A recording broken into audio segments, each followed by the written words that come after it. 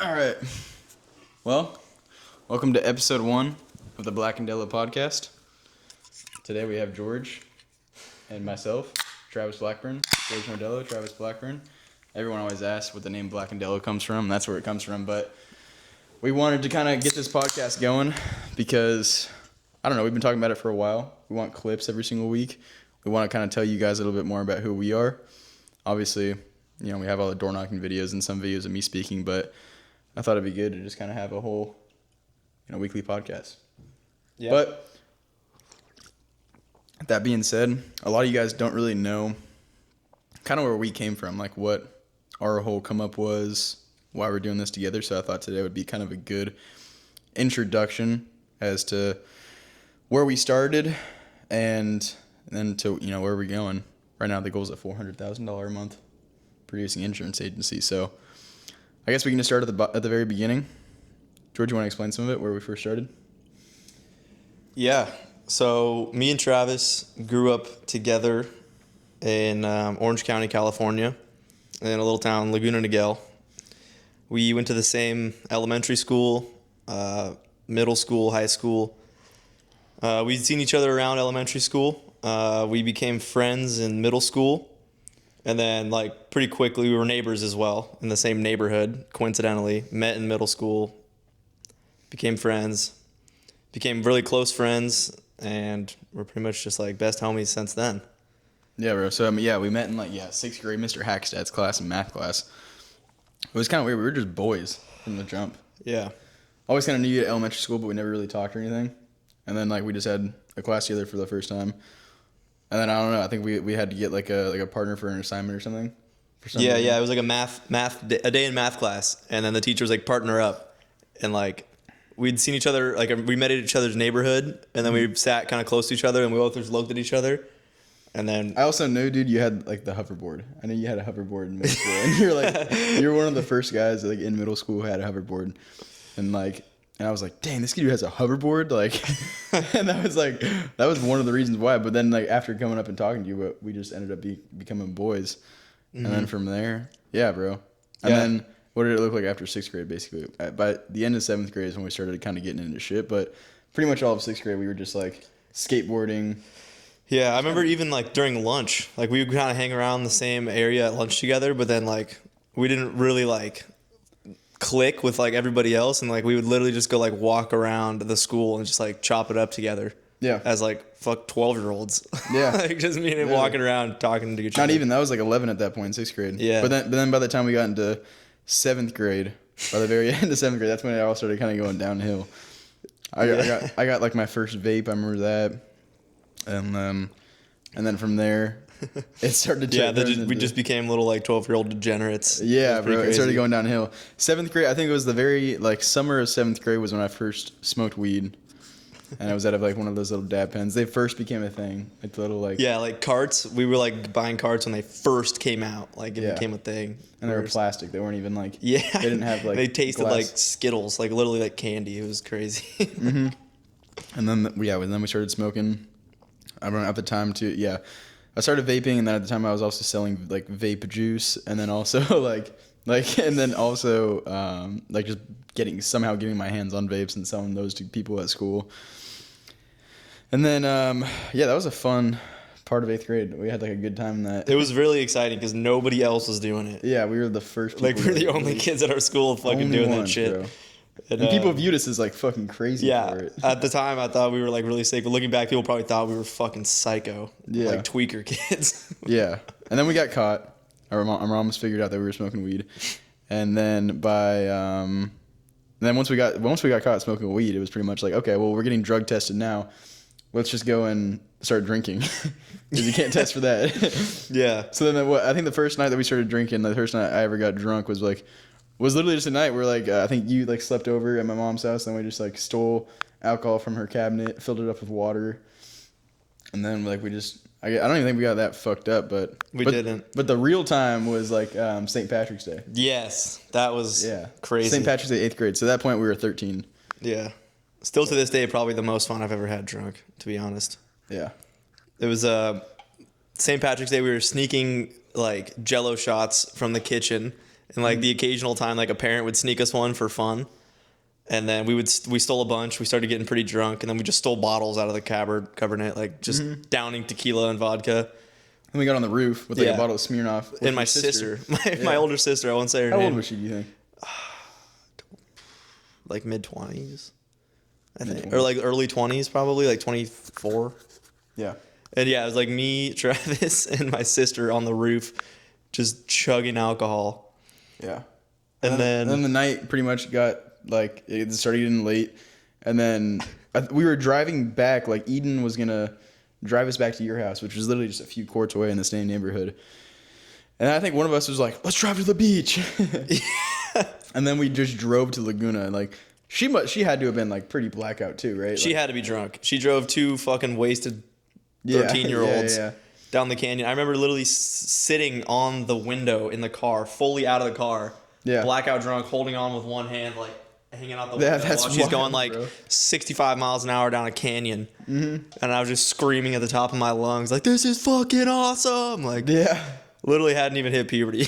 It was like... Yeah, and then we got to the beach. We just, I don't even know what we did. I don't even remember. Yeah, we just like ran around the beach. I think we got in the water even maybe, like... Yeah. Just hammered in Laguna Beach. And then we just got back to your house and then woke up the next day. I looked at the cover that I was sleeping at your house. And literally just fucking like, dude, it was like, what's it, corned beef? Like, it was the same we had corned beef hash. Yes, dude. It's like corned beef, all these veggies and shit. My God. It was disgusting, bro.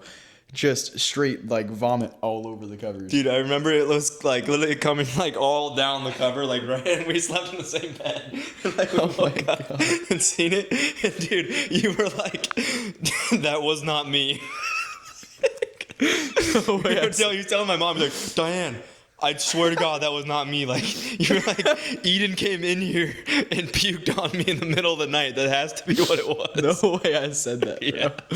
That's wild. I don't remember saying that. But yeah, it was just directly like on me. Exactly what I ate, too.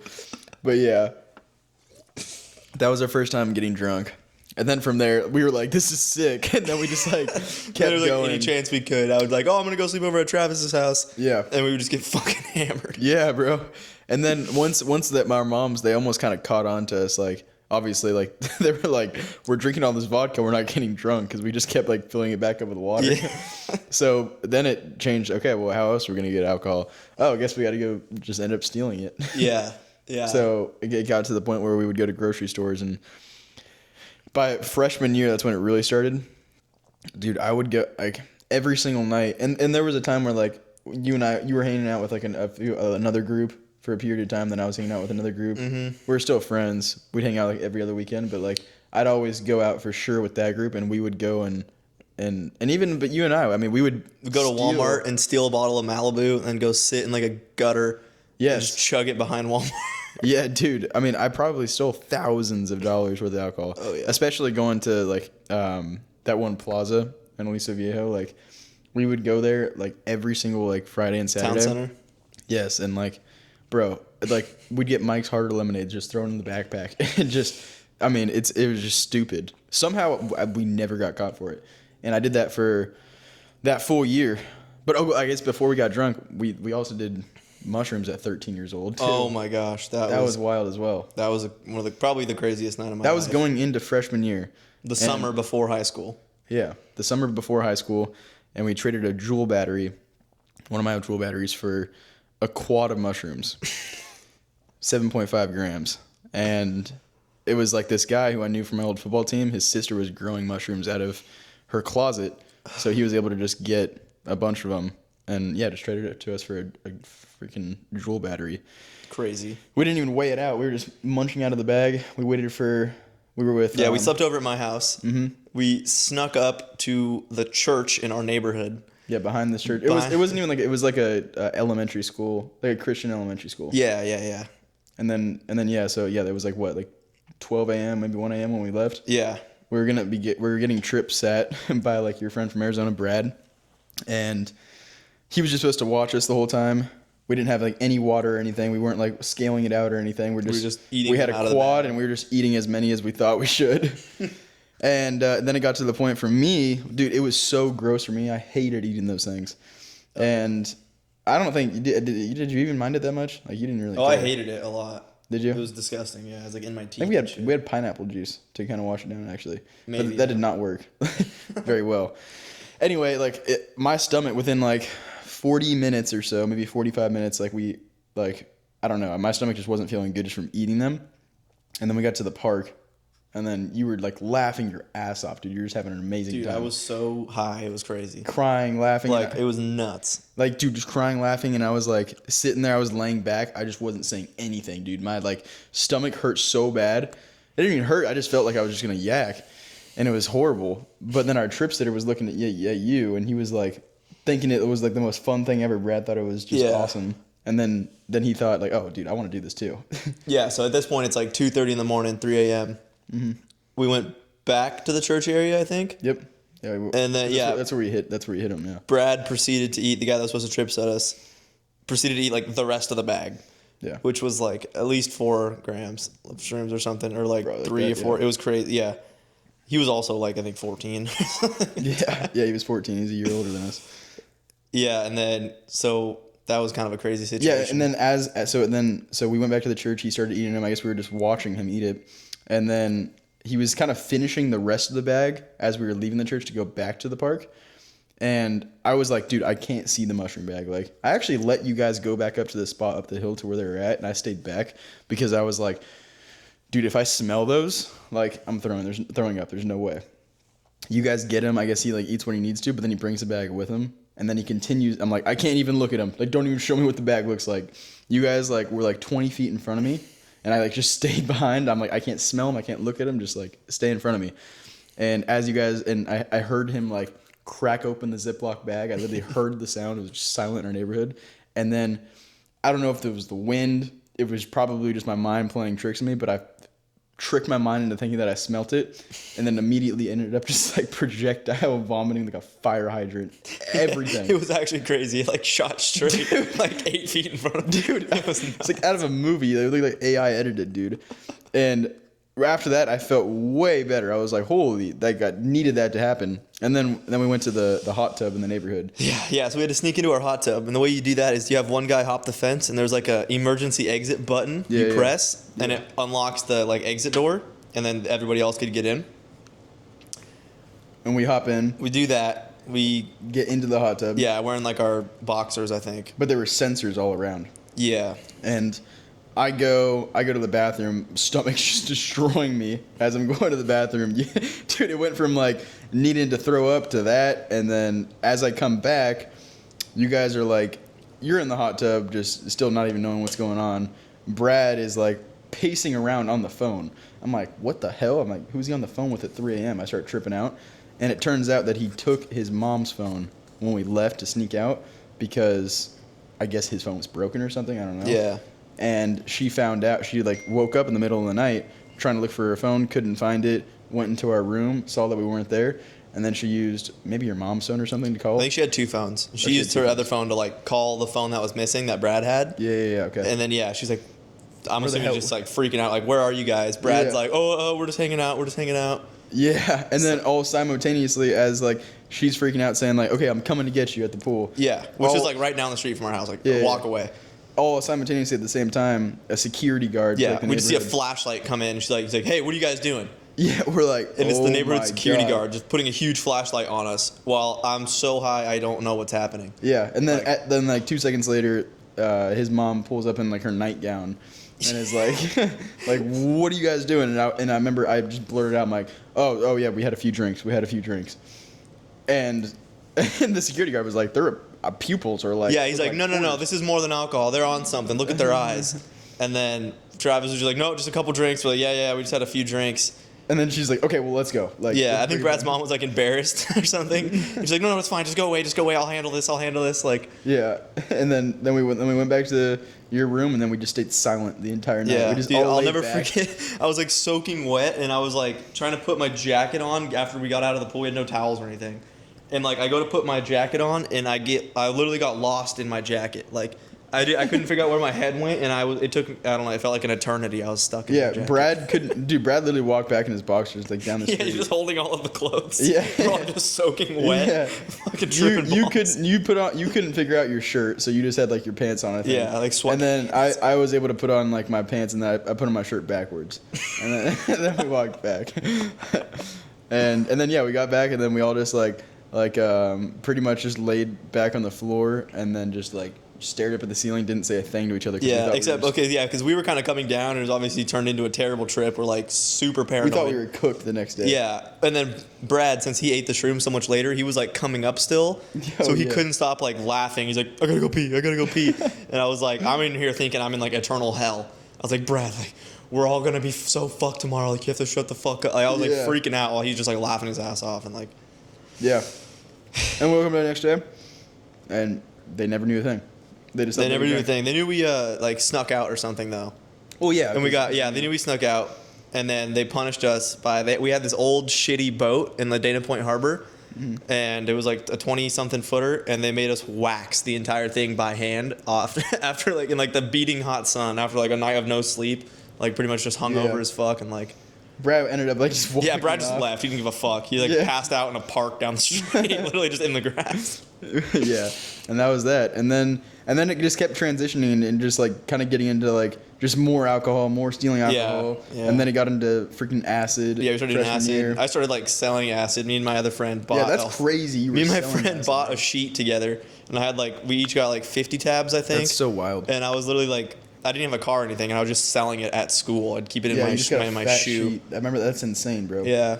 Cause dude, that's like a crazy. That's charge. a felony, bro. I was like. That's a crazy I charge. think at that point I was 14. Yeah. And then before we keep going on, I remember also when you had. I remember one day when we were sitting in the library. Oh my god, yeah. We were sitting in the library. It was like, we're at school, sitting in the library doing like homework. Or something. It was sixth period, and sixth period's like wrestling. So like I guess we were gonna practice after school. So that whole period just dedicated to like just studying, right? Yeah. So it was like you and me in the library after lunch is passed and stuff, sixth period, and we're sitting there at the table. And I have a sheet of acid in my shoe. Was it in your wallet? No, it was in your wallet. Was it in my wallet? It was in your wallet. Oh, it was in my wallet. Yeah, it was in your wallet. And then we see like the lunch lady like person, not the lunch lady, but like the proctor. The proctor over there. Yeah, whatever.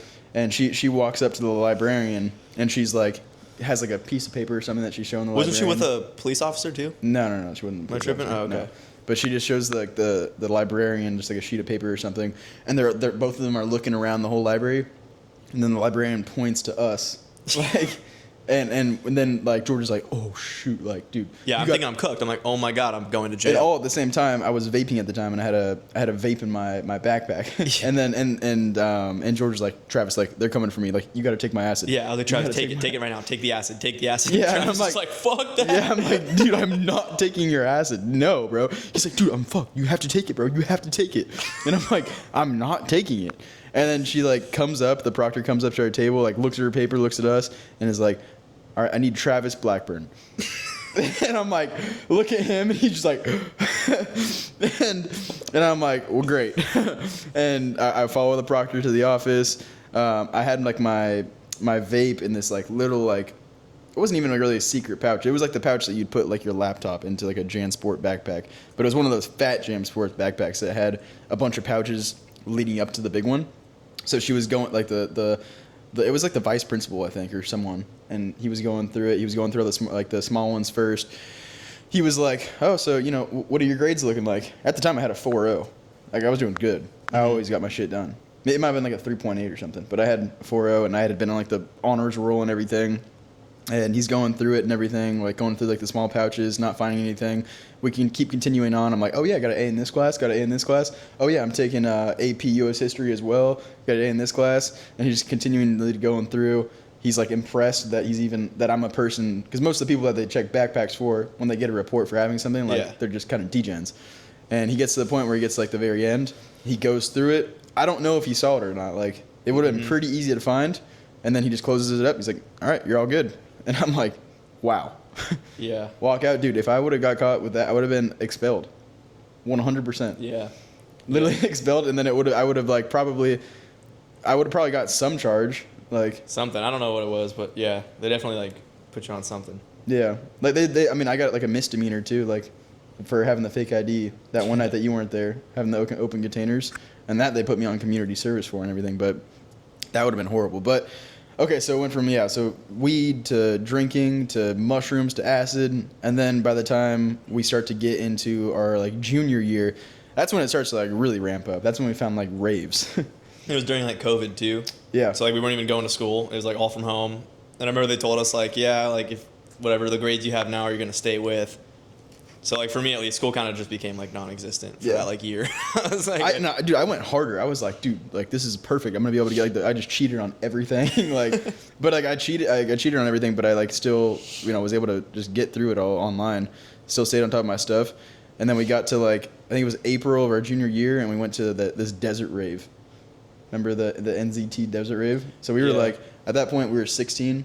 Yeah, one of our good buddies, like older brothers, was a DJ for these like festival things. And I had done Molly a few weeks leading up to that. Yeah. A few weeks, maybe like a month before that, and it was the best time of my life. I did it in like Laguna Beach with all these people. Never had so much fun in my life, and the whole idea was just to take it again at this rave, and we did. We got these blue Punishers or whatever, and then we also got like freaking 9 cans of Red Bull, and which is a horrible combination, like for our hearts, bro. Like, and we just did like could have died. We did so much Molly. Like every like 30 minutes, we were taking like another piece. Yeah, which was smart that we knew how to do that. Not take the whole thing. Yeah, that's true. But then also we drank I think 4 or 5 Red Bulls each. Yeah. While taking like a copious amount of Molly. And there was like like these events, like rave events, they're people that are like in their like mid to late 20s, you know. Oh like, yeah, it was like and we were just 16-year-old kids, just freaking like a part of it, and yeah, bro, that was just like I don't know what the fuck we were doing, bro. And then it ended up leading into like blow and stuff, doing that more and more. Oh yeah. And then ketamine and stuff, more raves all throughout our senior year. Yeah, just Molly, shrooms, fucking ketamine, just literally everything. Yeah, all of it. Yeah. I know it was bad when it got to a point where like one time we were at one of the raves. I think it was Halloween, and I went up to like one of you or someone else, someone that I knew, and like they were next to like a girl that had like just a bag of white powder, and I go up and I'm like, what is that? Is that Coke or Ket? Like I don't even care. Just give me a bump. Didn't even like care what it was. Dude, that's horrible, bro. For like the amount of stuff that's like in stuff nowadays, they're just not even knowing who the person is. Yeah. Just seeing someone else, I'm like, oh, just let me get a key bump. Just stupid, dude. And I'm not saying all this to like, I'm not saying all this to like brag or whatever, or not. There's nothing even to brag about with it. Just to show you guys kind of where we came from. Because now, actually today is one full year, 365 days. I'm not like drinking at all. No drinking. Like, yeah, that's crazy, huh? Like a year ago we were in Miami and then we went to like the Blue Martini. That was the last time. Damn. But yeah, bro. Like Coke hasn't been a thing in like 3 years now. I haven't smoked weed in probably 2 years. Then today marks 1 full year of not drinking at all. And by the time I got to college, pretty much the majority of the hard stuff like stopped. My last time doing blow was like pretty much with all of you from my hometown and all that. And I pretty much stopped everything. I got to college, and that's where the drinking definitely amplified a little bit more. But within a few months, I came across Wes Watson's content, and he pretty much just woke me up and got me like on the first sobriety wave. Went 6 months being sober once I first got to college. Started an online business, copywriting through Andrew Tate's Hustlers University. That honestly, I got up to 8K a month doing that, and from there I was just like, I was working out every single day, had a meal plan, sober, making that amount of money for an 18-year-old while still doing college and working at a Mexican restaurant. And I was like, screw this, dude. I don't want to be in this college anymore. Dropped my frat and everything, and I just ended up moving here. Then all at the same time, what was kind of going on with you once I left to go to Oklahoma State? Yeah, you left to go to Oklahoma State. That's when I started at OCC with like general ed classes. I was trying to get through like the flight program they have there for flight school, but then also just like degeneracy continued. Like it was just like a lot of drinking, going out every night. One of my good buddies lived like right next to OCC, so I'd like get out of class, just go to his house, get fucking hammered, do blow, like Yeah, would you say it amplified once I left? Just like Yeah, I'd say for sure. Cause also, yeah, it was like, well, it was like kind of like hanging out and stuff. And then I had a girlfriend I was dating in high school, and then like after I don't even know, like we lasted like a little bit through like freshman year of college or something, kind of like distance. But then we broke up, and then I was like all sad. So then I started like drinking a whole bunch, and then like that just led to like a bunch of blow. Like every time I get drunk, I'd do blow, and then that I kind of got like a pretty good blow problem there for a minute. I was doing like I'd stay up for like I remember the one time I was only up for like 3 days straight, like That's just crazy, doing blow, like no sleep. That's insane. Like just off like beer, pizza, and blow for like 3 days. And I was like delivering pizza yeah, as you're my working at job. Porky's Pizza at that time. Yeah, my job was the pizza delivery driver. But yeah, and that was like a pretty rough time. Like I was just like just depression, like just getting fucked up all the time. I started getting like fat almost kind of too. Like it was just like not a good situation. Was that right around the time like did it start to get kind of really bad when I moved to Florida? Was that kind of around the right like the same time? Yeah, I think so. Yeah, so like I was going through all that. Like at first it was fun. Like I don't know, me and my girlfriend broke up, and then I was like, I'm just gonna go fucking party with my friends, and like it kind of started off fun. I actually kind of got into the gym pretty heavily too with my other friends. But then like after the gym we'd go drink, which was like it was like whatever, we didn't really have anything going on. But then like the drinking, it turned into like the gym started to fade out, and the drinking started to like increase a lot, and then it started to like increase with blow, and then like a lot of blow. And then like, yeah, I completely stopped going to the gym, just started drinking a lot, doing a lot of blow. And then during that time, yeah, I'd be like on Instagram, seeing Travis had like started his online business, and he started posting about like how he was like making money and stuff. And then it was like kind of starting to manifest in the back of my head. And but like it took a while, but like it slowly, like a slow burn grew and grew and grew. Like I just saw my life going downhill, getting more depressed, more just boozing, more blow, more just like degeneracy. And then like I'd see Travis on Instagram doing better and better and better, and I was like, fuck, like this is not good. Like it just slowly like motivated me. And then like I think we started like calling semi frequently, like while I was at OCC, we would just talk. And that's when it kind of started to click for me that like honestly like corny maybe even like I think Andrew Tate videos even like kind of started to get to me when I'd just like be rotting in bed all hungover, and I'd open my phone and he'd be like, just make money.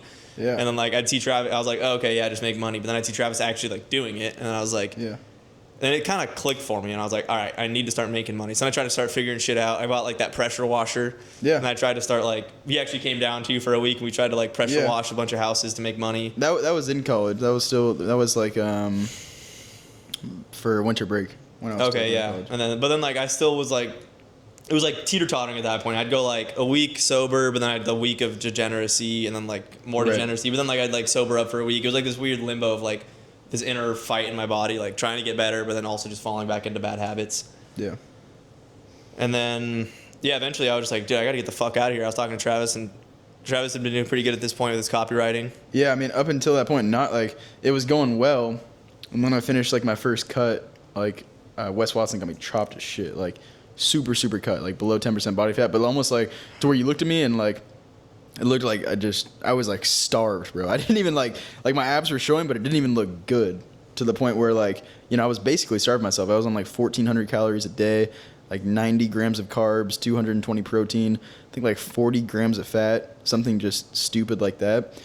And yeah, once I finished the cut, my coach, he was like, all right, we can start increasing the food. We're just going to add like 9 grams of carbs per week on top of the 90. And I heard that, bro, and I was expecting to just kind of go right back into being able to eat food again. And it just didn't happen that way. And then I just had one cheat meal to reward myself of like having finished it. And then it just spiraled into like a whole downward spiral of just eating, like overeating and not being able to control it.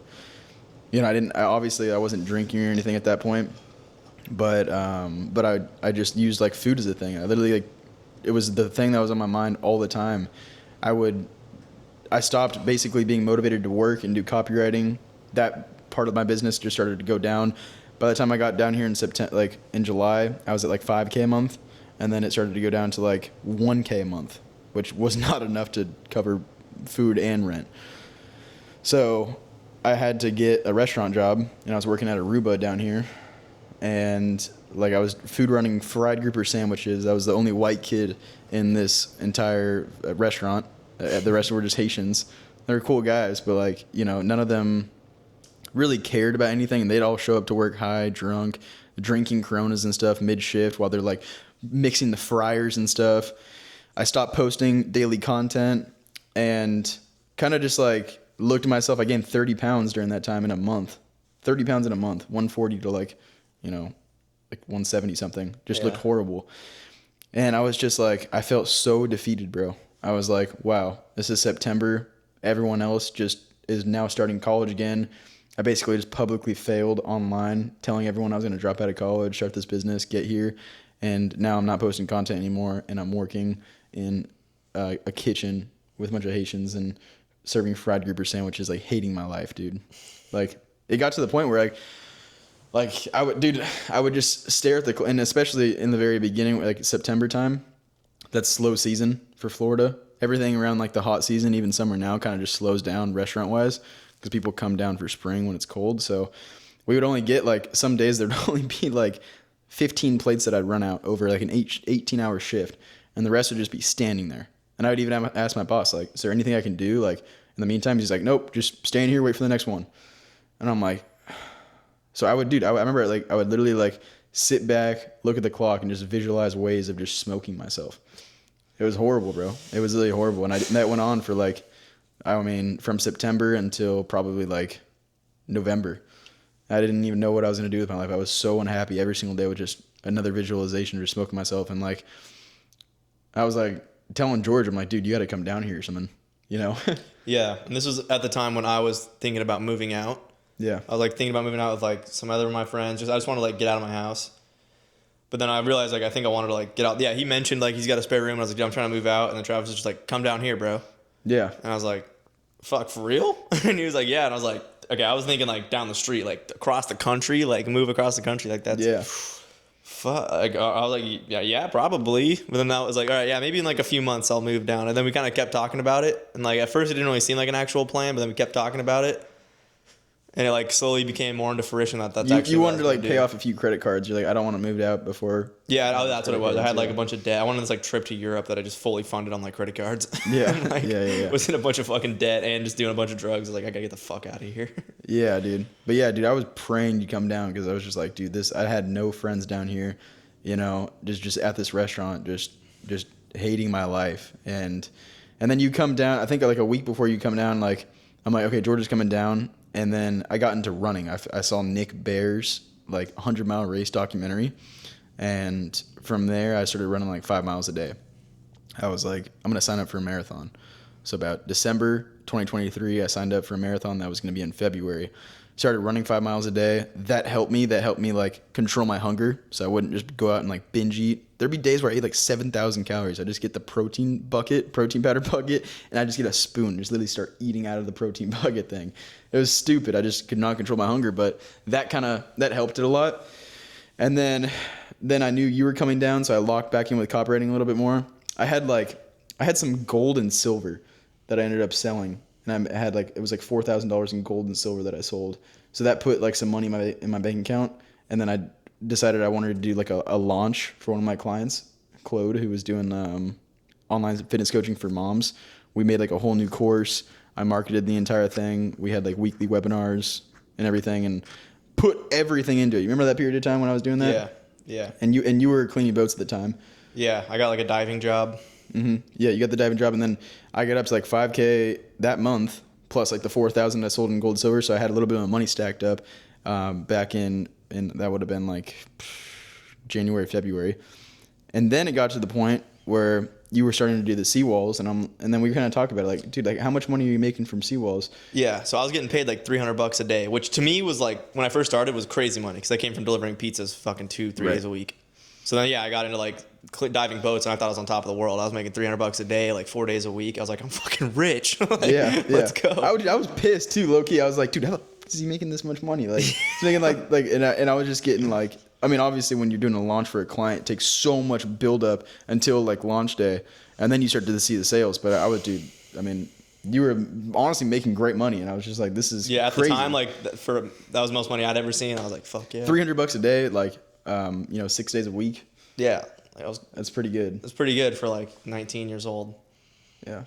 And then so we had that conversation. We sat there, and then I think you brought it up. You're like, dude, I remember you put it in perspective with me. I think we were talking like Wes Watson makes like $5 million a month. Like, if we can't make fucking 10 grand a month, what the fuck? Come on, it can't be that hard. Yeah. And we're like, all right, let's genuinely think about this. I think we're like, before we talk about this, we should record this video because this is about to be like monumental. Yeah, we did. So we put a video recording on my phone, threw it on the couch, and we're like, all right, how are we gonna do this?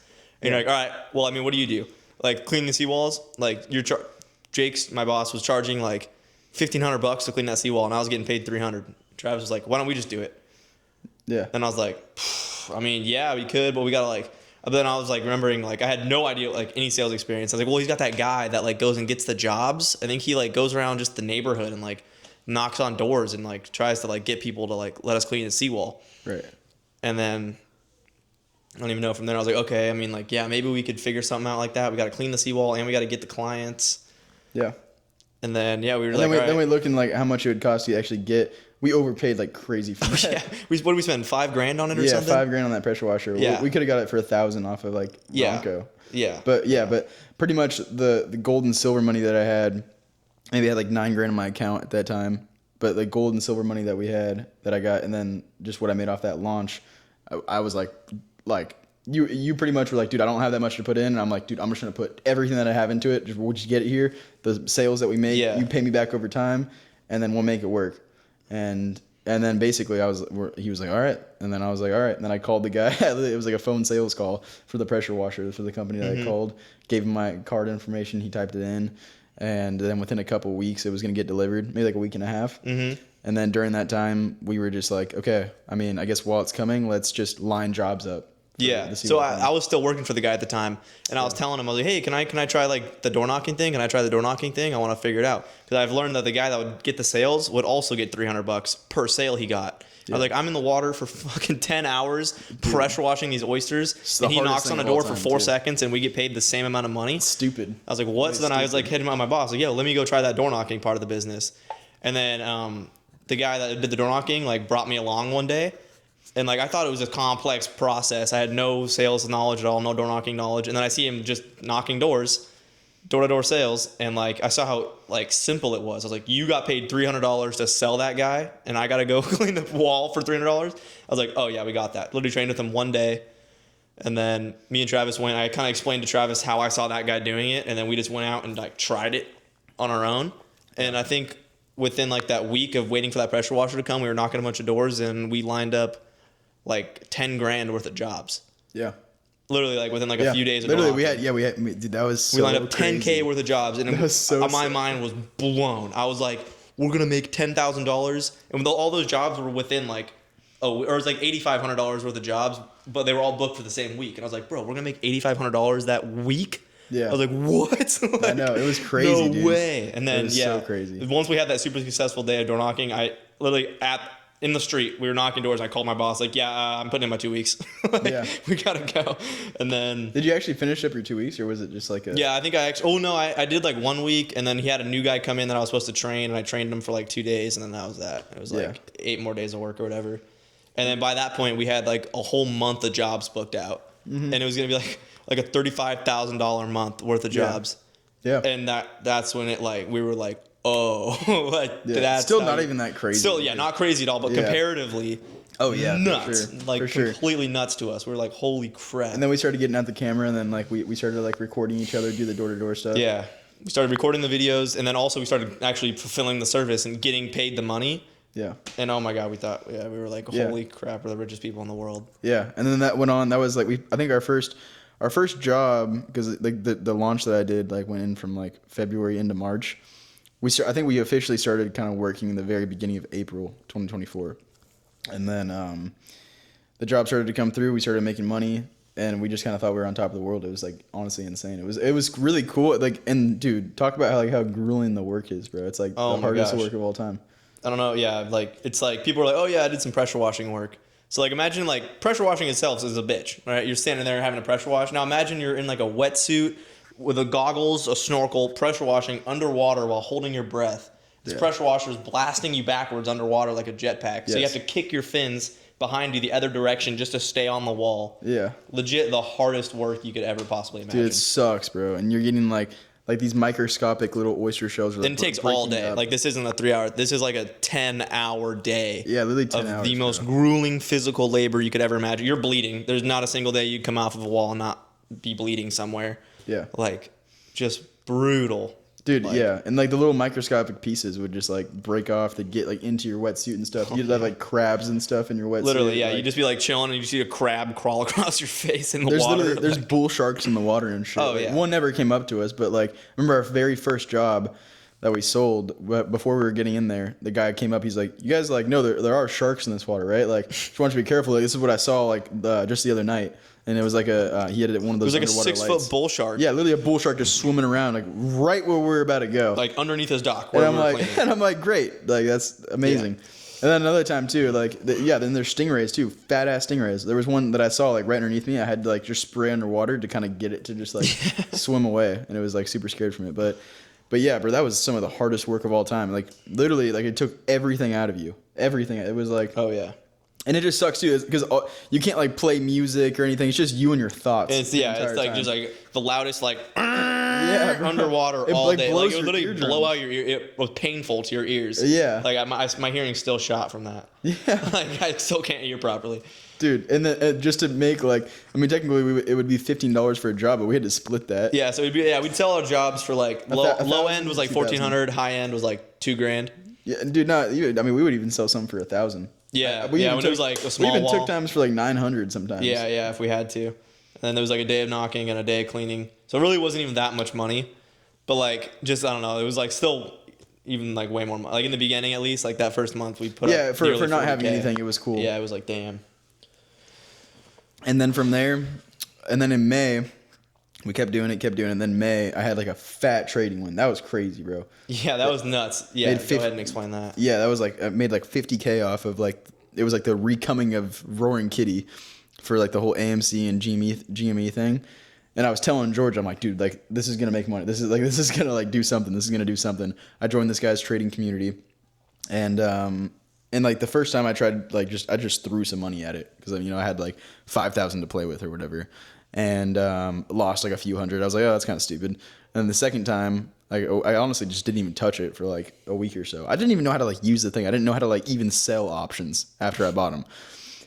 But the second time, this was all when like Roaring Kitty was coming back. He like posted like a Twitter post, and people were like, oh my God, AMC and GME is going to go back up. It's going to go back up because this is his first time like resurging from the surface in like 4 years since 2020. People became millionaires off of just like, it's basically like meme coins, but just in the actual stock market. And then like our trading community guy was like calling out this AMC play, and he's like, yeah, just like really low risk, or it's very high risk, or just put a low amount in. And I was like, fuck it, I just put in 5,000 just to see what would happen. And then overnight, like literally made 50. Like I remember I bought the options the day before, and it had like a week expiration date or whatever. And like by the very end of the day, I was up by 1,500. Remember I was showing you that? Like, yeah. I was showing like you and Haley that. I was like, look, I'm up like 1,500 for the day. And I'm like, it's gonna go up. And then like after market, it started to shoot up. And after market, you can't sell or whatever. But it started to shoot up. I'm like, holy crap, what's gonna happen tomorrow? And then I wake up the next morning, I look at it like pre-market, and it's up like 38% or some shit, like after pre-market. And I'm like, oh my God, like I don't even know what that means, but it's gonna like probably pay out crazy. And then wake up the next day, like completely on time, like 9 a.m. exactly when it opens up, 9:30, whatever it is, right when the market opens. And they like halted or vaulted the actual trading for it at the time. And I was trying to figure out how to sell it. Like I remember like they were on stream and everything on Discord, and I just like refreshed my Fidelity, and it said like plus $50,000, and I'm like, what the hell? And then I'm like trying to figure out how to sell. I'm like typing in the Discord chat like, how do I sell? And then they like put me into the thing. They're like, okay, Travis, you want to click here. And then I ended up doing it, and it said order fulfilled. And then it just said like $50,000 something dollars. It was like just over $50,000 like pending. And I'm like, what just happened, bro? And at the time, George was getting like the first shift of the Seawall, so he was like. I left. I was already gone at the Seawall working. Travis had mentioned like the night before, like, yeah, bro, I think it's gonna blow up. It's already up $1,500. We even watched what's that one movie? Oh yeah, the movie they made about Rory and Kitty. Yeah, like Dumb Money, I think it's called. Yeah, something like that. Yeah, I was like manifesting the shit out of it. I was even posting on my story. I'm like, this thing's gonna like. I was like diamond hands, like Yeah. AMC GME to the moon, and manifested the shit out of it. And That was a crazy morning for me because I left and I go to clean the seawall. Yeah. And the thing we would do is I'd do the first half, and then at like 12:30 or whatever, Travis would come. And I was thinking like, well, I was kind of like, damn, I wonder if Travis made like some good money yesterday. And then I see him like just jump in the water behind me while I'm working. I turn around, he just swims up to me. He's like, guess how much money I made last night?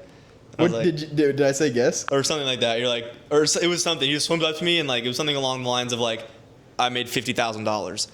And I was like, You're like, what?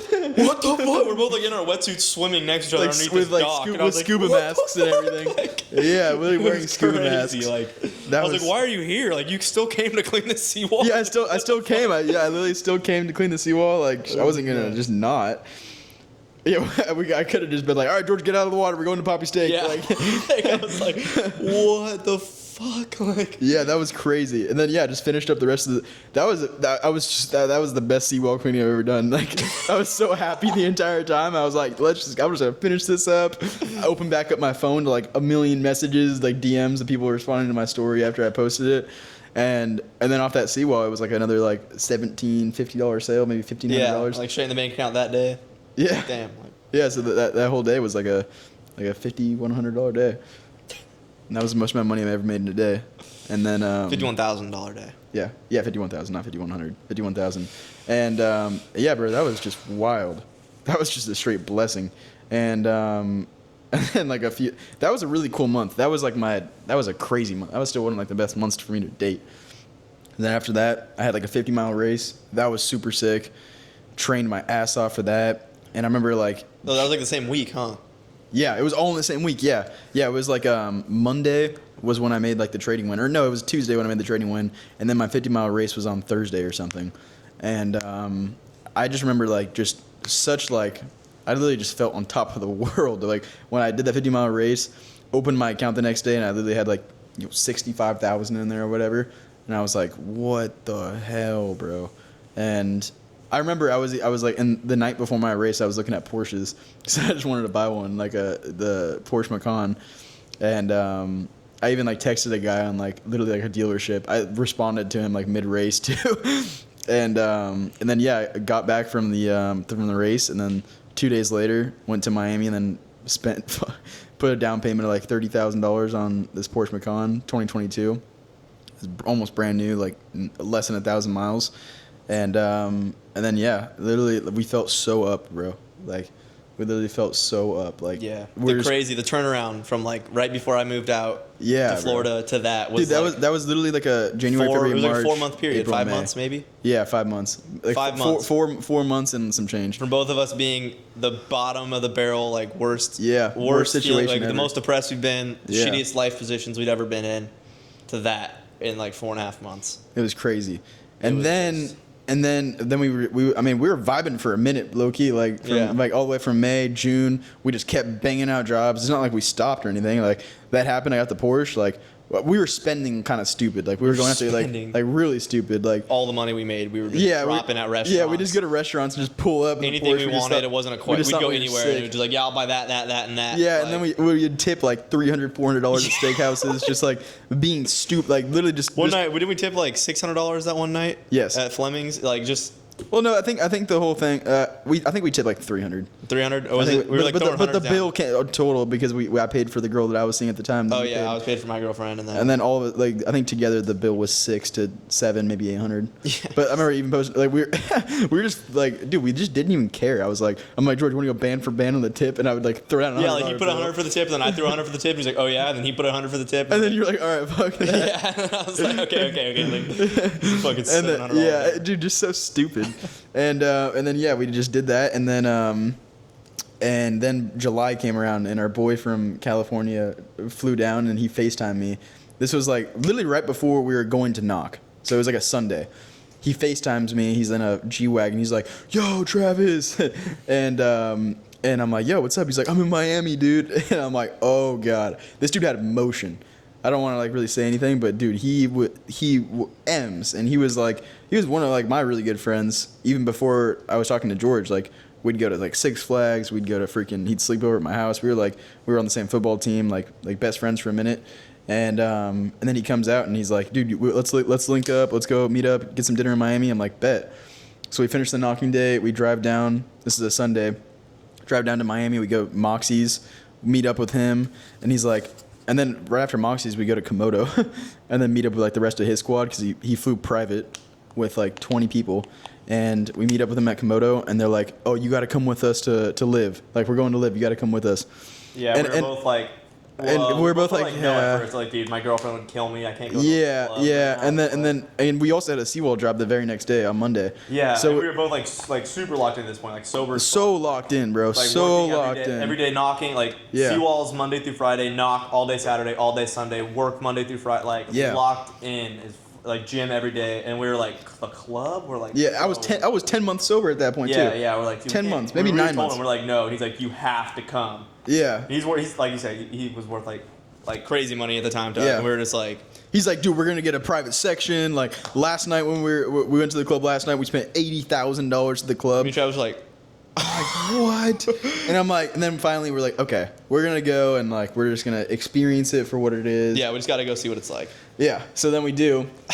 And then George's like, I'm like Tristan, you're like Andrew, because Andrew Tate like doesn't drink or anything, but Tristan just got shit faced. Like, George just got shit faced, and the whole time it was like, dude, ace of like just champagne dude, bottles. it was insane. Like Costos were like crazy, just every bottle. They spent $80,000 that night. Yeah, so I'm just boozing. I'm like, like, dude, it was crazy. They had hookahs. They had like, dude, like we had the main section at Live in the middle of Live, like there's security for us personally. At Live, there's two tables. There's like one on the left. If you're facing the stage, there's one on the left side, one on the right side, and then there's like a private up above us. But we had one of like the bottom right ones, which is still very, I don't know how much it cost. Maybe like it was massive. It was like the size of this living room. Yeah, like bigger even. Like the size of this whole room. Like was the size of our section with like couches and tables and like. Right, and then dude, and they just get like they did the first round, and all of a sudden you just see like you're looking at the main stage, and you just see like 8 bottle service girls just like on the left side, then 8 on the right side. All of them are holding Class A Azul, Ace of Spades, and what's that? Yeah, Class A Azul and Ace of Spades. And like the gold bottle Ace of Spades, and then the one that like glows green, and then the Class A Azul, and they all have signs and shit like top floor. And it's all Miami. Like for like the group we're with. Yeah, like the entire thing was for the group. It was like the most expensive bottle service you could get at Live times 2. They play their songs, like the group that he goes with. Yeah, like they picked Kyle Rich. They're playing like literally Kyle Rich songs. Confetti's flying down like all over like our section. I think maybe the entire even club. I don't even know. Yeah, they like changed the lights in the whole club. Like the main screen. It was just crazy. Like at the time, Lil Baby dropped "Band for Band" with Central C. They had like a one of the signs said "Band for Band," like just young and rich, and just like, bro, it was just like girls everywhere. Our minds were blown. We're like, what? We'd never even seen anything like this. We're just like, and the bottle service girls were coming up to us. They were passing me like shots at Class A Azul, giving me like the Ace of Spades, and I was just passing them back to people behind me. I wanted to drink so bad. I wanted to drink so bad, but I didn't. And then we ended up leaving them all early. Yeah, we're like, we gotta go. It was like 2:30 early, which was like, no, it was 3 a.m. at that point. Yeah, we're like, all right, we gotta go because they're gonna stay like all night. Yeah, so we're like, okay, yeah, we have this job. We were in Miami. We had to drive back to Pompano Beach, Fort Lauderdale area. So like, it was a drive anyway. So we leave. We get to Uber. We go back, and I drop you off, and then I'm like, all right, well, I gotta go to the gym. Like, it was I'm like 4:30 I wasn't not gonna go to the gym. And then at the time, I was like seeing this girl. Who was living in like Tamarack, which is like a 20-minute drive, I guess technically west of Fort Lauderdale. So I had to like drive up, pick her up, and then at the time I was working at a Boxer every single day, making a 40-minute drive to Miami just to work at a Boxer because I just thought it was a sick gym, which it was. But I pick her up, and then we drive to like Boxer back to Miami. I was just there a few hours ago at Live, and then I get a whole workout in. I literally almost crashed. Like I was so tired, like at one point. But yeah, I pick her up, we get a workout in, still no sleep, drop her off again, and then drive back to here by like 7, and then we just load up our stuff. And then go straight to a Seawall to go. And then clean the Seawall, and then we actually do it. And then they hit us up again, like, yo, we're gonna go back out, like, come through. Yeah, while we're in the water, they texted Travis or something, so we get out of the water and get another invite to another club, and we're like, And then we go, but then we ended up not doing anything that night. They're like, yeah. They're like, oh, we went too hard last night. But we get to their Airbnb and everything. The same Airbnb that Malone got rated at. That same one. And then basically we just went home and then we slept. Then the next day they invited us out again. Yep. And after another Seawall. And that one was at club or Mr. Jones is what it was at. Mm-hmm. We go to Mr. Jones, and finally this time I'm like, F it, dude. I don't care. Like, that looked like so much fun that I just missed out on. I'm breaking the sobriety, which I did. And it was a lot of fun. I'm not even gonna lie. It was so much fun. And we just had the best time ever.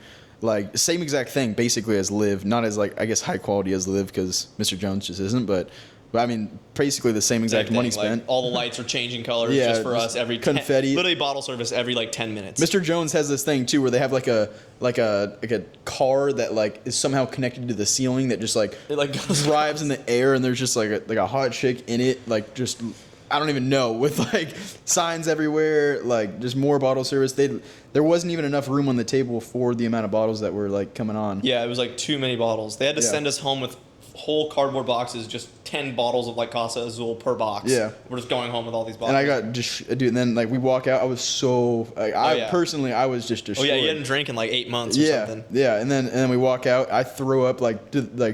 You remember we were about to go in the we're about to go in, and I like stayed behind with Travis. Not even the Uber, bro. We had a freaking fleet of security. Like, yeah, we had a full security, all black Escalades. Everywhere we went, we had 4 Escalades, and it was like the same security that like Andrew Tate got when he came down. Like I was talking to one of them, and he was like, "Yeah, we were on the Trump service last night." Yeah. Like the night before, they were Trump's personal security guard, and then the next night they were the same security as like I know Wes had that same security. Andrew Tate did same security as Future, like insane. And then we drive back. Before we get in the Escalades though, I think you asked me like, "Are you gonna yak?" And I'm like, "Oh no." You're like, "Why don't we just go get it out real quick, buddy?" You like take me down like a feet, like not even that far away. Like I just want to get away from people a little bit. Yeah. So then you help me. I like just force myself to get something out of me, and I do. And then I get back. We get in the Escalade, and I'm feeling more wanting to come up. I'm just feeling horrible. And the whole time in the back of my mind, I'm like, just fighting the urge to throw up because I was in this Escalade and I didn't want to look like a bitch in front of the entire group because, but I remember the whole time in the back of my head I was like, you ran a 50-mile race, you can do this, like you ran 50 miles, you can hold this in. I was like a mental like game that I was trying to like do in my head of just not throwing up. And then we ended up making it back to like their spot, and then we drove to like this like horrible motel just to sleep at. Oh my god, yeah, we just like looked up a room like nearby. You drove the Porsche. Yeah, Travis was all fucked up. I was honestly kind of drunk too, but I was like, I got this. What was I say? I was like, oh, we'll just sleep in the car. We'll just sleep in the car. Yeah, I think. Oh yeah, no, yeah, it was me and you're like, let's sleep in the car. But we were like in like the neighbor's driveway across the street from like the Airbnb. Oh, that would not have worked. Yeah. And I was like, I don't think we should sleep right here in the Porsche. Like, let's go. Like, we found a room like 4 or 5 minutes away. Mm-hmm. I was like, I got it. We'll just drive there. So, I didn't even know what was going on. I don't even remember really driving. And then we get to a spot, and then from there we just sleep. we got. We went to, like we walked to like 7-Eleven. Yeah, I kind of sobered up a little bit towards the very end. Then we walked to a 7-Eleven from the horrible motel, and then we got like chicken wings. Like the fried chicken they keep in like the warmers. Dude, we went from being so locked in a few days, just being in the most degenerate situation possible, and then we went back. Then we slept until like 10 a.m. And then when we woke up, they had the yacht scheduled. They spend $30,000 for this massive yacht, like a super yacht, for 8 like hours, massive like 100+ feet. And then we get on there, full bar and everything. There's a hot full tub bar. in the There's front. like a full catered food of just lobster and like crap, like the most expensive sushi you could ever eat. Yes, everywhere. We're like, what the fuck? Yeah, bro, that was wild. And then jet skis come to the yacht. Yeah, dude, and like. At the time, I was seeing this girl for like 3 days at that point, and then I just cracked. There was just this girl ended up like. It was like they had like a bunch of supermodels come on the yacht too, because like of course. Yeah, so yeah, dude, that was just a whole. I shouldn't have done that, but I mean, basically, that was a lot of fun. that was a lot of fun, and then from there we went to the club again that night. Yep. And then did the whole thing over again. Just every 10 minutes. The most expensive bottle Another service. $80,000. It was crazy. Like you don't even finish your first glass of champagne from the last bottle service, and they're like, brrr, and like all the lights turn off again. They start playing the song again. And then like, the DJ's like, bro, I haven't even finished the glass of champagne. It says like, brrr, and then the music stops. It's like a little room. It's like bro. At this, I think that one they like owed it to them. Every screen in the club turns on with their names, and we're like, and are you then the DJ starts like saying like, oh shit, they're spending some money tonight. This is about to get real disrespectful in here. Yeah, and like, dude, they're doing like signed bottle wars against other tables. Yeah, and stuff. And like too. they just fucked everybody off. Like, I think there was like other people in there like had a lot of money trying to compete, and then it was just not even a competition. Like, every 10 minutes, shut the club down basically, and like. Yeah, for a bottle service, it was nuts. And then after that was the last night that we did that, and after that, everything started downward spiraling like crazy. We basically, I don't really know what happened. I don't know if it was a combination of already kind of being burnt out from the Seawall. Yeah, so like we were working 24/7, and then also like we had this perfect niche neighborhood that we started in that was like a huge community. Yeah, which made us a lot of money. Yeah, and it was like the most expensive houses in all of like Fort Lauderdale. Los Olas, yeah. Yeah, off Los Olas. And like we rinsed it dry. We knocked every street, went back, like knocked them again. So we kind of like rinsed that neighborhood dry. And that was around the same time where we're like, all right, well, it's okay. There's plenty of waterfront houses in Florida. But there really weren't. Because we didn't realize that we were probably getting all those sales because these people were like worth hundreds of millions of dollars. Yeah. So like they were like, yeah, $2K for a Seawall. They didn't even question it. Yeah. So then we tried to go knock like actual like normal like top 1%, people that are worth like $10 million, but like have, you know what I mean? Like regular houses more or less on the water. And those people would not buy. Closer towards Miami, yeah. Yeah, more down towards Miami, and it was way harder to get sales. Like the seawalls weren't the same in that neighborhood. Yeah, like so there wouldn't even be growth on some like parts of the water. Yeah, we're like, oh crap, like this is not the same game once we get out of that huge community. Yeah. Like that community lasted us like 3.5, 4 months of making crazy money. But then after that, like we were already used to spending so much money that the spending didn't stop, and then like we were trying to make the income. My mindset was also messed up too because like I had broken that sobriety streak, and I just felt like so. And then the whole relationship with the girl that I had ended because of all that, and then I was like just kind of messed up. And then I signed up. Remember, I signed up for a 100-mile. Like I signed up for the 100-mile race pretty much after that whole thing because I was just like, whenever I make like a super extreme bad decision, I always like counteract it with an extreme good one. So I felt so bad. I was like, okay, you know what? I have to sign up for a 100-mile race now, which was going to be, 6 months later or whatever. But yeah, like it all just pretty much downward spiraled from there. It was a combination of like having a bad mindset from that whole week. And then it was a combination of just not having more doors to knock. Yeah. And then it slowly kind of trickled down from being like, we would be booked out like 2 weeks.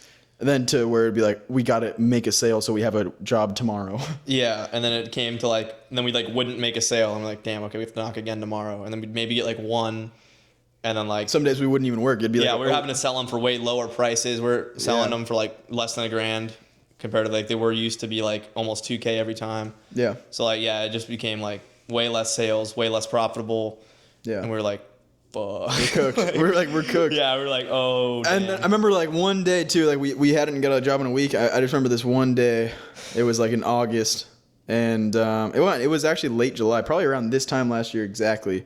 And I was just like, dude, like I don't know, like what we're gonna do. Like I'm pretty sure, like, and then we got to the point where like our shit was popping on Instagram too.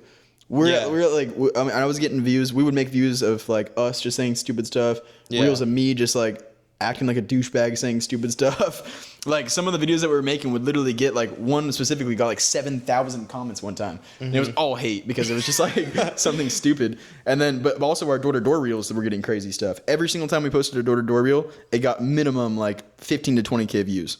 Mm-hmm. And that was just wild in itself.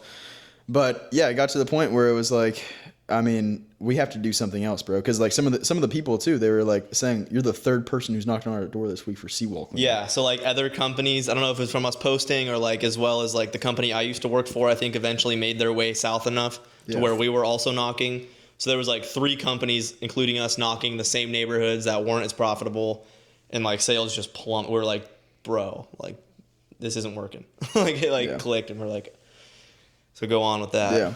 Yeah. So. Wait, I want to make sure we're recording. Imagine we're not. Just take an intermission. I got to pee. I know, we're good. We'll wrap it up in a second. But yeah, then after that, we were just like, okay, I guess we got to figure out something different. Like, we can't keep doing this, bro. It's like, it's the worst work ever. Like, it just wasn't working. And Also, like, motivation plummeted too, because like Yeah. it's really easy to stay motivated to work hard when you're making good money. Yeah. When that money falls off, it's hard to have that same motivation. and there was to go there was out just and work. we didn't know where else to knock, bro. Like Yeah, like we would try knocking all these. We went like an hour down into Miami and tried to knock. Still, like, not really any luck. We're just like, fuck. Yeah. Like, And then it got to a point where like I thought we kind of had like a life raft came to us. I got a DM from a guy who was like, "Hey Travis, I managed like $2 billion worth of like I don't even know, insurance business deals. I don't even know what it was. he like helped companies get insurance deals, and he made a company out of it. Yeah, like consulting or whatever. And he was like, I really like your content and like what you're doing. I want to meet with you in Boca and talk about like potentially working on a partnership. I was like, George, we're good again. We're gonna be okay. So I meet this guy in Boca, real cool guy. He sold his company for like $30 million like a few years ago. Up until that point, it's like 3 years now. And we were kind of just like figuring out like what we were gonna get into, what that partnership was gonna be. I was basically kind of telling him the situation. He's like, okay, yeah, that makes sense. So we were going back and forth for like a month, like driving down to Boca, like figuring out like we were gonna do like a TV home service like installation company, which would have been stupid. Like just a bunch of just ideas, figuring out what we were gonna do. And then finally, like I remember driving home one day with you. I'm like, dude, we just have to figure out something that we can do with this guy. This guy's gonna fund it. Like, what do we get into? Pick like, something and do it. Like, and then I came across Eric Crutchfield, who was doing like the home building stuff, and he was like, you don't need any experience with home building. You just like come through. It's $10,000 for the course. Like, I'll walk you through everything. Like, you literally just need the money for the deposit, and like you can build a dope ass modern home, and you'll make like 300 grand profit on like just one home. And I'm like, dude, you want to do this? And he was like, yeah, let's do that. It looks sick. We talked about it with the investor. He was on board. And then it got to the point where I even went down to Dallas to meet with Eric Crutchfield for his mastermind, saw one of his properties, got to meet him, meet some of the other guys in the community. And then before we were kind of getting to like sign contracts, we would have been like basically signing a contract where like the investor would have like owned he would have owned like a very large percent of just Black and Dello or any personal brands that he we wanted to pretty start. much any money we generate in the future forever. He wanted like 60% of it. Yeah, like we couldn't go off and start our own thing without him having a cut in the future. But then vice versa for him as well. But like, he was in a position to where like, he wasn't going off and like starting his own thing. So it wouldn't even like, he wouldn't have gone out to start something super profitable that we would have got a piece of anyway. So it got to a point where we're like, okay, no, we're not going to partner anymore. But at the same time, I was moving down to Dallas. I had already like had plans set to go to Dallas because that was going to be a really good building area. Plus I would have had Eric Crutchfield to like give me all the contractors and stuff to start building. And I get down to Dallas with basically like just enough money to scrape by for a little bit. And then simultaneously I saw something about life insurance and started getting interested in that. Someone actually DM'd me about it. I was like, okay, that sounds pretty interesting. On the plane ride home from Dallas, after going to that mastermind, I sat next to someone who used to do life insurance, telling me about how profitable it was. And I'm like, okay, I feel like this is a sign. And I get to Dallas, and I basically don't even do anything with home building. When I get to Dallas, I just go all into insurance from there. George, he was going to join it before I left. And you were kind of like... It's kind of a weird time. Like, at this point, I had no money. Like, I was like, I spent every dollar I had expecting we were going to, like, still make money with Seawalls. Didn't end up making any Seawalls, so I was like... I had jack shit to my name. Yeah. So Travis was like, all right, I'm going to go out to Dallas, get started with the home building. And I was like, all right, I'll follow you out there. I just got to get back on my feet financially first. And then I also had to find a new place to live. So that was like a crazy time for me because then I had to go like... moving Kenny, bro. Yeah, so like I moved out of here because like I couldn't afford the rent on my own. And I was like, I have no idea where I'm going to go. I had like a week to figure it out. And like I was still doing like flight school a little bit. And I was like randomly in my flight school and I see like a pin on the wall that was like room for rent right down the street. And I was like, with a phone number, call him. He's like, seems like a cool guy over the phone, blah, blah, blah, blah. I get there and it was like kind of a weird situation. It was like this like pretty old guy who was like old gay, pretty big gay man. Yeah, well, and then like, so yeah, I'm like, guy. all right, well, I don't have another option. Like, he's got an extra room. What was happening when you were like walking? So I walk in there, and the guy that had the room before was moving out, and he was like, "Oh, you're the new guy." He's like, "Oh, run for your life! Like, don't move in here. Don't move in here. It's terrible. He's crazy." I'm just kidding. Because the other guy was right there, and he like walked out, and I was like, "Oh, that was weird." Whatever. Walking, this guy charged me $1,000 a month for a fucking bedroom. Yeah. I was like, but it was my only option. Like, that's crazy. I didn't even have the money for the $1,000. I remember I had to go. I didn't know what else to do. I had to make the money like within like 3 days. So I went to fucking Ace Hardware and bought a squeegee and a bucket and went and door knocked window washing. Just because I had some door knocking experience, and I was like, screw it. Went out, made like maybe $200, like after a full day. Yeah. Or like 2 full days, I think I made $200, and I was like, this is not, like, this is cooked. It was, the $200 was enough to make the rent. It was like exactly the dollar amount I needed by like $4. Yeah. Paid the rent, and I was just like, damn, all right, I got a month to figure my shit out. I had a bunch of furniture here. I sold all the furniture I had here. I think that made me like $1,000. Yeah. I had that for like my next month's rent. I was like scrounging food. I'd go hang out with my girlfriend all the time and like stay at her place and like eat the food that her family was making for dinner and stuff, because it was literally like my only food. Yeah. I was like, this is wild. Like, I was like, what just happened in the last 3 months? I was like, Yeah, dude. what the fuck? We were like down here. I was like, dude, I was dropping. I was like, what here. the fuck? Like, what I would do, I would kill for that $300 tip I left for that dude. Like, right now, like, this is crazy. I have not a dollar to my name, zero plan to make money, don't even have next month's rent for this guy. And yeah, I was living there. That guy ended up being the weirdest guy you could ever know in your life. Like, he would love drinking wine. What did he say? Why did the last guy leave? So this guy, I'm seeing, he's like, come watch a movie with me, George. Like, let's get to know each other. And he's like in the living room in his like boxers, like wiggling his toe. I was like, oh God. All right. He's like, here, let me pour you a glass of wine. So I'm sitting here with this guy, like just at a rock bottom. I'm like, what else do I have to leave? Let me just talk to this guy I just moved in with. He like pours me a glass of wine. He's like, let's watch a movie or something. And I'm like on the couch. He's on like a recliner. And he turns the TV on, and all of the recommended movies are like these gay love movies. Like, no, it was like, you know, it's like the recommended for me section in like Netflix. It was like Trevor and Brandon's fireman romance, and then like an Indian gay love story, and then it was all just gay love movie. And I was like, oh my God. And I'm like looking at this guy, and he's like, oh, this is super weird. I don't know what this stuff is. Like, he's like, pretend like he's got no idea. He's like, I don't know why I would recommend this. Hold on, this is weird. Dude, And then I was just like, oh my God. And then simultaneously, right after that, he tells me, yeah, so like the last guy, like, you got to come to a wine tasting with me. I brought the last guy that lived here with the wine tasting. It was a crazy night. He got way too drunk, and he ended up passing out and throwing up all over himself. So, you know, I worked at the coronary office my whole life, so I'm really comfortable with a nude body. So what I did is I, carried him in here, took all his clothes off him while he was unconscious, and put him in the bath and washed all the puke off of him, and then carried him to bed butt naked and, put him to sleep.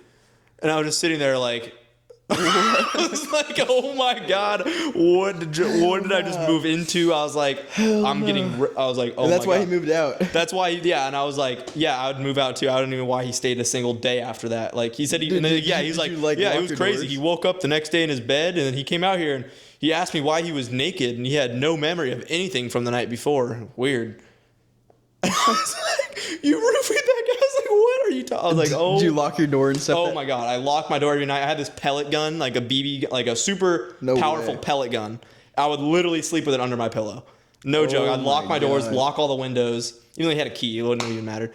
But yeah, like, literally slept with this pellet gun under my, like, I think I slept there a total of like 5 nights. All the other nights I was like sleeping at my girlfriend's house. Yeah. I was like, this is crazy. Like, yeah. And then after that, my girlfriend's grandma was having some health problems in the hospital, and they wanted somebody to watch the house, like stroke of luck for me. And they're like, oh, George, like, would you want to watch the house for us? So then I got to live there for 2 months for free, watching this old lady's house. Yeah, that saved me. That was a stroke of luck. I literally would have been living out of my car if it wasn't for that.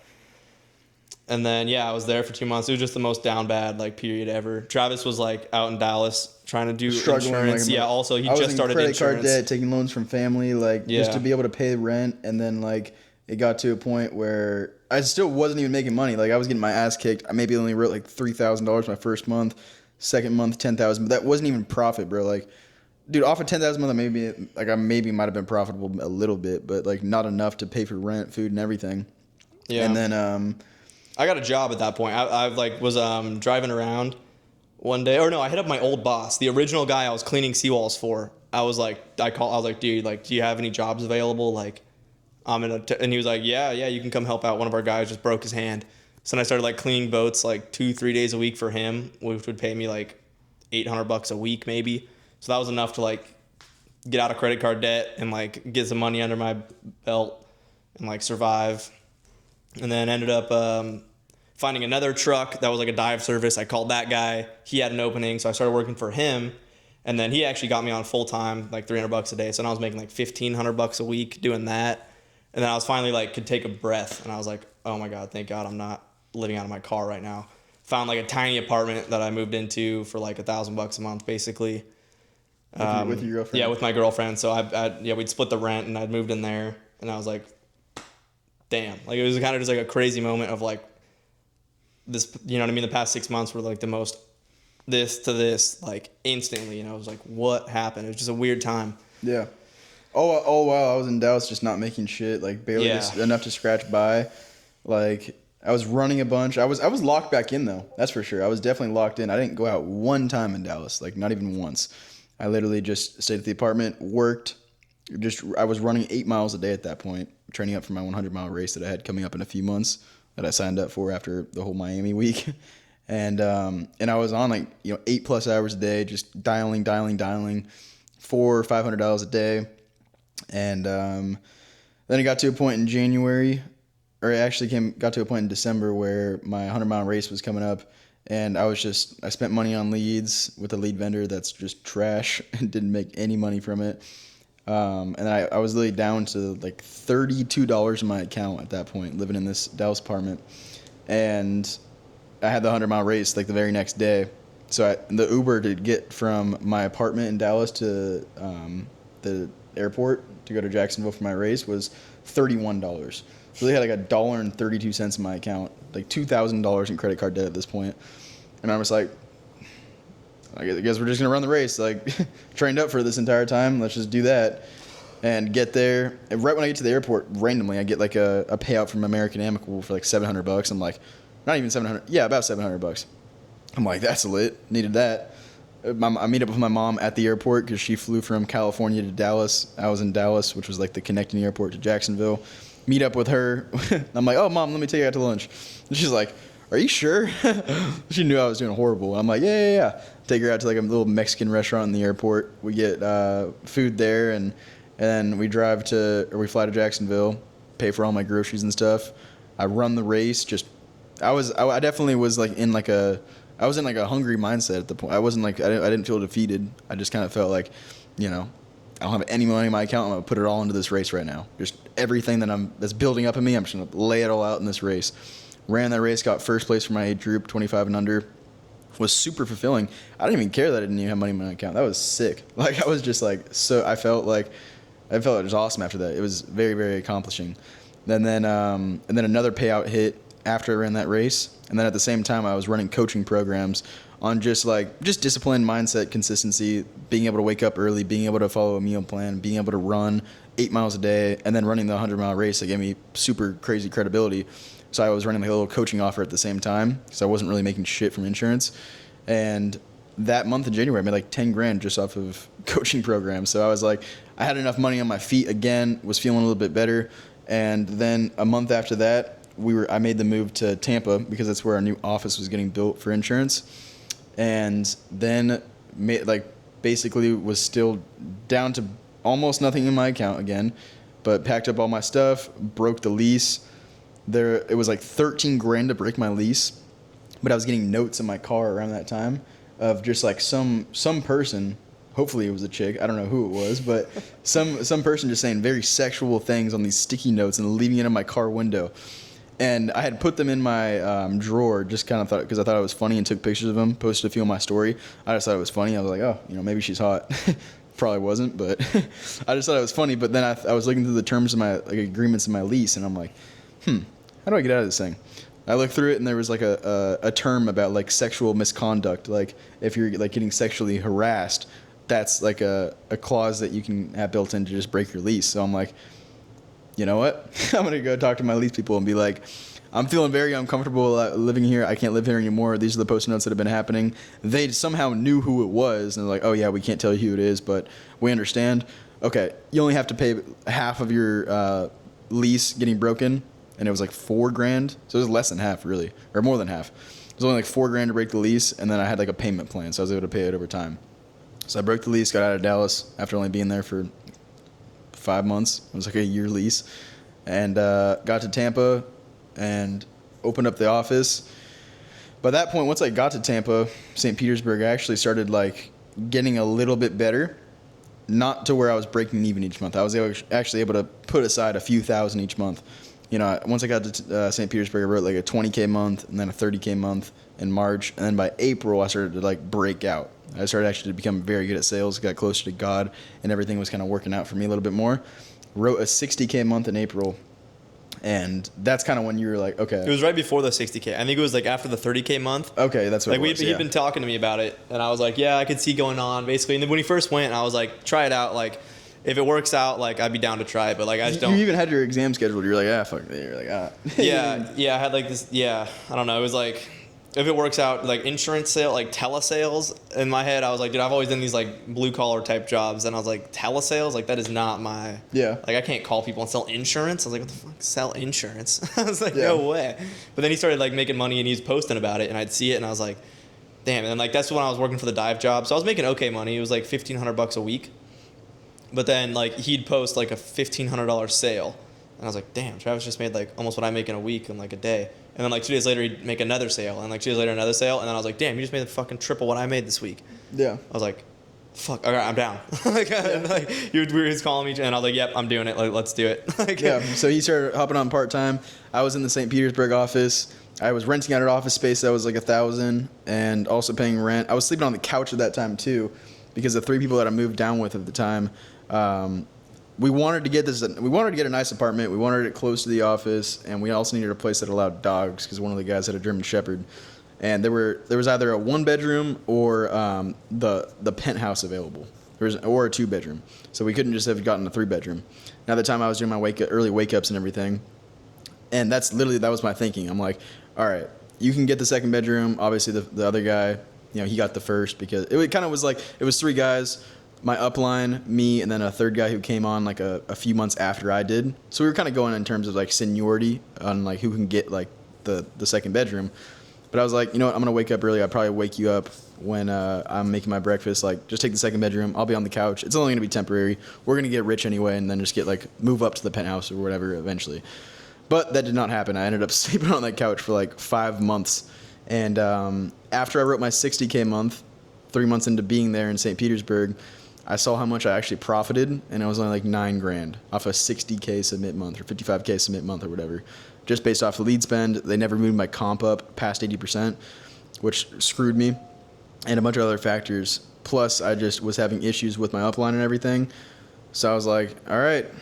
And then all at the same time, the original person that we talked to about the home building hit me back up and saw how well I was doing. He's like, this like hey, magic investor guy that was worth like $30 million. Yeah. Hits Travis back up at this time when he's having problems. Yeah, and it hits me. Yeah, dude, every single time when I'm having problems, this guy crazy guy comes just back spawns in out of nowhere. He's like, let's make our own firm. Like, you know, you're making the IMO rich. Like, why don't you become the IMO? And I'm like, And he's like, I'll pay you $10,000 just to drive down to South Florida to speak with me.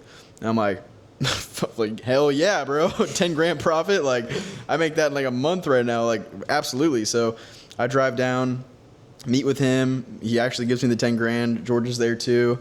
And like, we talk about potentially like opening up an AI firm or whatever, AI agency or whatever. And I was actually considering it a little bit, but then I drove back. I'm like, no, I'm not going to do that. And then more beef started happening with my upline. I started making less and less money, getting closer and closer to God. I was like, this office just doesn't align with me. I got to do something else. So I was actually going to go all in with the AI thing. Mm-hmm. And I come back down here. Yeah, he moved here. Mm-hmm. Come straight back down. And then we get back into the contracting side. And then again, basically the same exact thing happens. Oh, I'm going to be getting like ownership of not only just like at Black & Dello. He put like at Travis Blackburn, at Black & Dello, or any other personal brands that you start in the future. I was like, screw this. Because right before I moved down, like I wanted to keep insurance in the back of my pocket because at this point I knew how to sell. And then one of my homies hit me up from his IMO, and he's like, hey, like I just made $92,000 in 90 days off of this lead system, these lead types, and this whole script. Like, I know where you're at. I was with you before because we used to work together. Like back when I first started, he left it because he wasn't making money either, and he was just like, dude. Shout out Edgar. This is his name. Edgar was like, dude, like come over. You can sell part time if you want. Do the AI thing. Sell a few policies on the side. Like you'll see how good it is.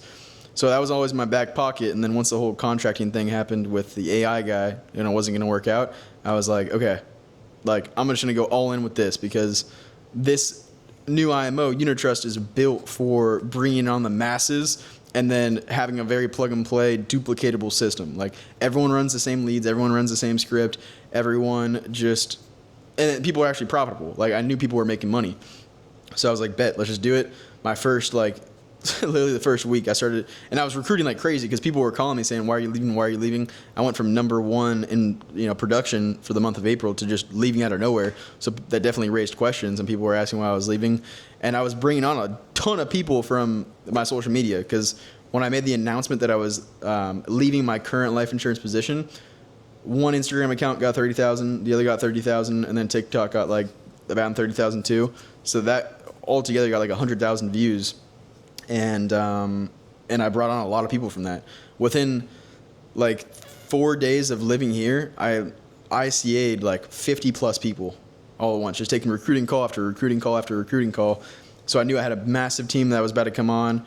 That just hyped me up, gave me momentum. I was back in South Florida. I was so happy, just so grateful to like be on my own, not be on the couch, have a 2-bedroom apartment. I remember like being able to just walk straight from the shower into a closet was like just the biggest blessing of all time, being able to like pick out my clothes. Like because I didn't have that before. I literally didn't even have a closet when I lived in St. Petersburg. I had to like put all my clothes in the same drawers that we had next to the pots and pans. So I was just so grateful, honestly. And then when I started selling, I was actually making money. I was actually profitable in that last half of June when I first started. And then come to July, or in the month that we're in now, my first 19, today's the 20th of July. Yesterday was the 19th. Like up until like the 19th, I made like $20,400 in deposits to my bank, which was 1,000,000 times more profitable in my last space. So I'm actually making money as a producer now. Mm-hmm. We have so many people coming onto the team. Yeah, bro. The team is just exploding now. I was actually working that diving job up until last week. I was doing the insurance with Unitrust part-time for the last like month or so or whatever, for like 3 weeks. Yeah. And so last Wednesday was actually my last day at the dive job. I went full-time. Thursday and Friday were my first 2 full days, and I sold 2 policies Thursday, 2 policies Friday. Yeah. Yeah, I tried Saturday. Honestly, didn't sell shit Saturday. No, but I only bought a couple of leads, and it was kind of just a bad day. But yeah, now I'm full-time too as well. Yeah, and dude, the team and then eventually, like, oh yeah, once I left, like, there's a few people hitting me up about joining from my old company. Those 2 top people really liked it.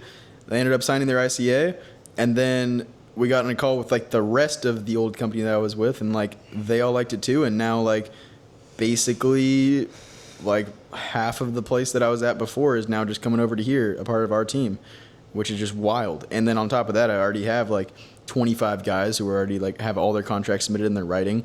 So bro, it's just like, I mean, our goal right now is to hit $400,000 a month in production, and we're definitely expected to hit that by September. Yeah, which is that's wild. the goal. 400K team by September. Yeah, 400K production total with everybody on the team, and I'm thinking at least September we're hitting that. Yeah, I think next month we're gonna do over 100K. For sure. No doubt. This for this month we're like just about like 50. Oh, okay. The next month we're probably gonna do 200K.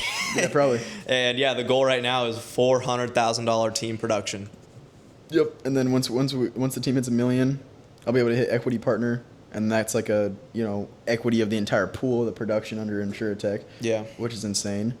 And yeah, it's just wild how much it just 180'd again. It was like horrible, then 180'd into being like the best position possible last like May of 2024, and then it 180'd again when I got to Dallas and you were doing your thing with just living from house to house, and dude, it's just like crazy. Yeah, just so wild. But now it's finally looking like pretty positive. Yeah, we got like a solid vehicle. It's we're gonna document the journey, obviously on Instagram, but then also through this podcast, we're gonna weekly updates on what team production's looking like in the overall life insurance space with our new team that's being built. Yeah, I do want to mention I love the team too. Like Oh yeah. on Zoom, like It's actually so like sick. the community we're building, like in our like Yeah. the Edgar Blackburn like breakout room, because it's all we're all on Zoom together each day, you know. Yeah. And like, dude, everyone that's coming together just fits together like puzzle pieces. It's Dude, like it's so it's like a sick, sick friend group. I'm excited to get on Zoom every day. I know. It's I just hear every like single person has their own little like personality. that Edgar's clicks ripping into crazy sales, Colton's making me laugh my ass off. Yeah.